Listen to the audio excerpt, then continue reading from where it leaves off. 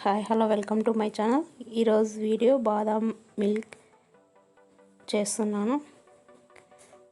ముందుగా నానబెట్టుకున్న బాదాము 6 hours నానబెట్టుకొని ఇలా పొట్టులు తీసుకోవాలి. పైన పొట్టు అలా తీసుకున్న తర్వాత ఒక మిక్సీ జార్లోకి వేసుకొని నున్నగా పేస్ట్ మాదిరి చేసుకోవాలి.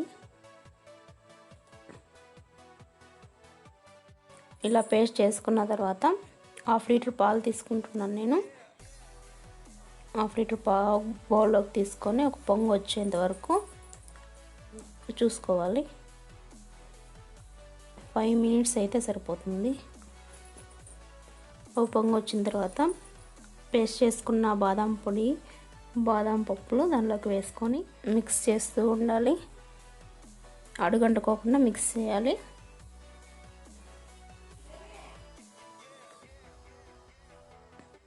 ఇలా మిక్స్ చేసిన తర్వాత మనం షుగర్ వేసుకోవాలి. టేస్ట్ని బట్టి షుగర్ యాడ్ చేసుకోవాలి. షుగర్ యాడ్ చేసిన తర్వాత ఇంకొకసారి మిక్స్ చేసుకోవాలి. అడుగంటకుండా ఇంకోసారి మిక్స్ చేసుకోవాలి.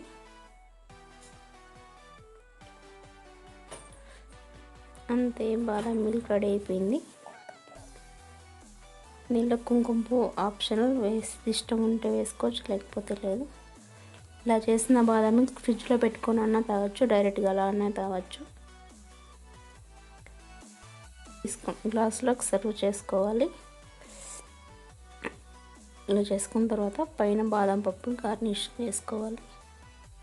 అంతే, బాదం మిల్క్ రెడీ అయిపోయింది. ఈ వీడియో మీకు నచ్చినట్లయితే లైక్ చేయండి, షేర్ చేయండి, సబ్స్క్రైబ్ చేసుకోండి.